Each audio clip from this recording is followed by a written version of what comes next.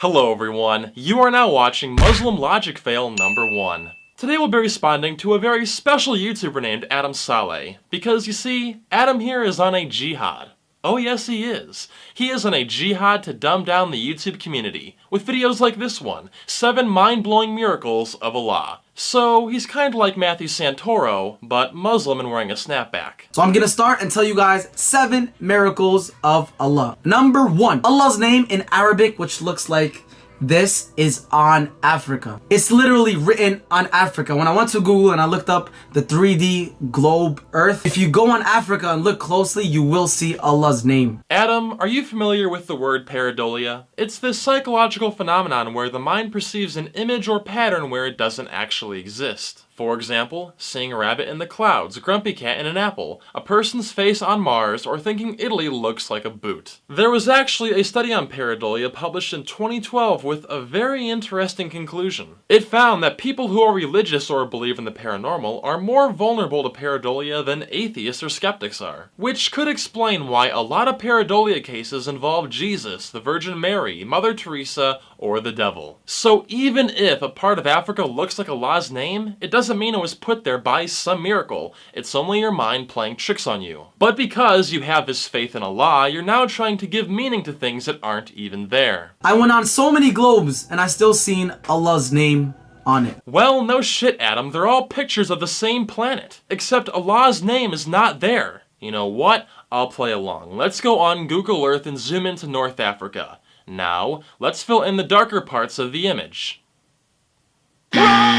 Number 2, on your right hand, which I just outlined with a pen, is the number 18 in Arabic. This is the number 1 in Arabic, and this is the number 8 in Arabic, which is 18. And on your left hand is the number 81 in Arabic. This is the number 8 in Arabic, and that's the number 1 in Arabic, which is 81. If you add up 18 and 81, it equals to 99, which is the number of Allah's beautiful names that appear in the Quran. And if you subtract 18 from 81, that equals to 63. The Prophet Muhammad, peace be upon him, passed away at the age of 63. Alright, well first of all, Adam, have you ever heard of this thing called a coincidence? Did you know that both presidents Abraham Lincoln and John F. Kennedy were shot in the back of the head while sitting next to their wives? Both were shot by a man with 3 names, John Wilkes Booth and Lee Harvey Oswald. Both killers' names were also 15 letters long. 15 divided by 3 is 5, and both presidents were shot on a Friday, the 5th day of the week. Both Booth and Oswald were shot and killed before their trial too. Abraham Lincoln was shot in Ford's Theater, and Kennedy was shot in the Lincoln Continental, which was made by Ford. The point, Adam, is that you can find coincidences anywhere. There are far more parallels between the assassinations of Lincoln and JFK than there are between your hands and Islam. But something tells me you're not going to start praying to Lincoln and JFK now, are you? Not to mention the fact that your hands are full of multiple other lines, so where do they fall into your supposed miracle? What is their hidden meaning? Everyone has Arabic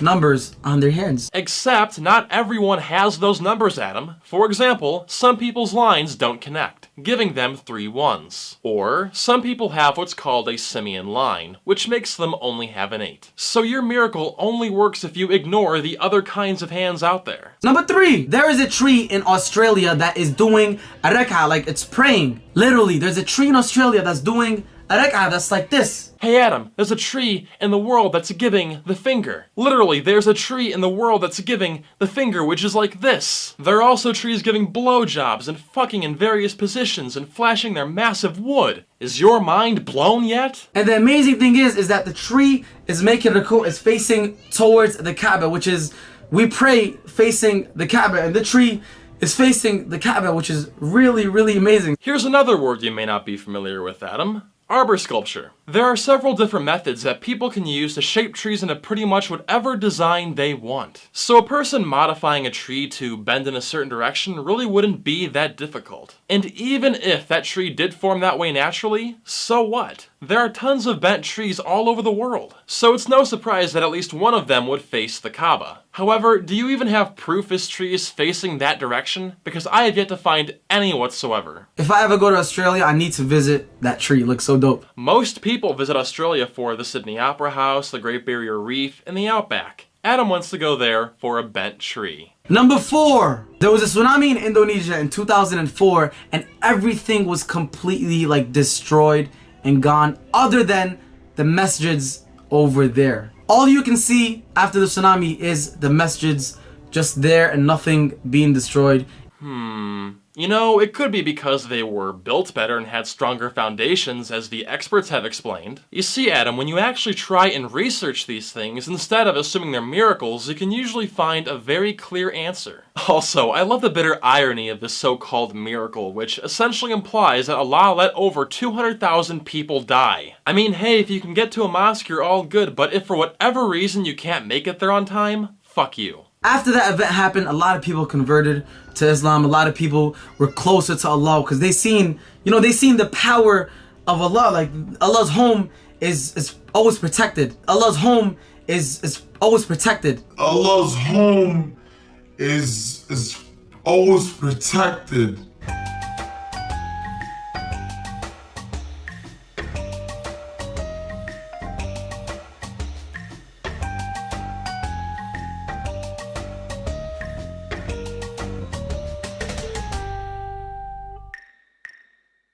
Number 5. This is a video of a baby that was crying, and once they put on Quran, it just started to be, feel really relaxed and just like calm down and take a nap and go to sleep.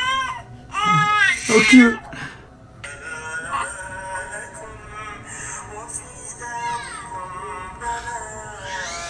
He's so cute. Wow, relaxing music can help a baby relax? What a shock! It's not like there are tons of examples of babies being calmed down by other genres of music. Heck, there are even videos of babies being calmed by vacuum cleaners. So cute.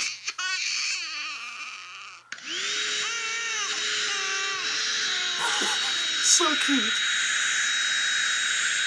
So everyone, this is proof that you should worship your vacuum cleaner, because they will make babies stop crying. This is the kind of preschool reasoning Adam puts forth in his video. And yet, for some reason, over 66,000 people found this convincing. That is tragic. Number 66666. This is a really unique one. The word dunya, which means world, and the word akhirah, which means hereafter, are written in the Quran 115 times. These words are like the opposite, and they're written the same amount, repeated 115 times in the Quran. The word devil and the word angel are repeated 88 times in the Quran. 88 times, huh?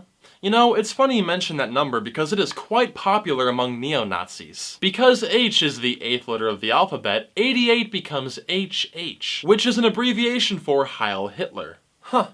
Why is there a Hitler reference in your book, Adam? What makes this even more interesting is that Hitler was apparently pretty cool with Islam, aligning himself with Sunni Muslims like Grand Mufti Amin al-Husseini and Prime Minister Rashid Ali al-Gailani. At one point, Hitler even said, "The peoples of Islam will always be closer to us than, for example, France." But it goes even deeper than that. In Muslim-majority parts of the world, like Palestine and Turkey, Hitler's book, Mein Kampf, was a bestseller. So this is a sign from Allah that Muslims should all become Nazis. You see, people, this little pattern game Adam's playing is so easy. Anyone can play and make up whatever interpretation they want. The word Jannah, which means heaven, and the word Nar, which means hell, are repeated in the Quran 77 times. The word woman and man are repeated 23 times in the Quran. The Prophet Isa and Adam both had no dad, and both of their names are repeated 25 times in the Quran, which is the same amount. Now tell me that isn't amazing. Now, I'm honestly not sure whether or not Adam's numbers are accurate. I looked these words up on several different Islamic websites, but each one gave me a different answer, so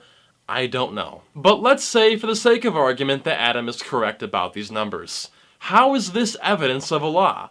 Who's to say a normal human being could not consciously do this on their own? People hide Easter eggs in books, movies, music, and video games all the time. However, we don't treat them like miracles, so why treat a possible Easter egg in the Quran any differently? Last but not least, number 7. This is my favorite one. In the Quran, Surah Al-Qamar, which means moon. If you count the verses from Surah Al-Qamar, moon, all the way to the end of the Quran, to Surah Al-Nas, that's 1,389 verses from Surah Al-Qamar, moon, all the way to the end. The year 1389 in the Islamic calendar is 1969 in the modern calendar. And in the year 1969, that's when Neil Armstrong went to the moon. Well, I went on 5 different websites to verify this, and it seems like Adam is right. When you put in the date of the moon landing and convert that to the Muslim calendar, the number you get is in fact 1389. Don't get excited though, Adam, because there's one little thing you got wrong. When you add up the verses from the moon all the way to the end of the Quran, it actually totals to 1390,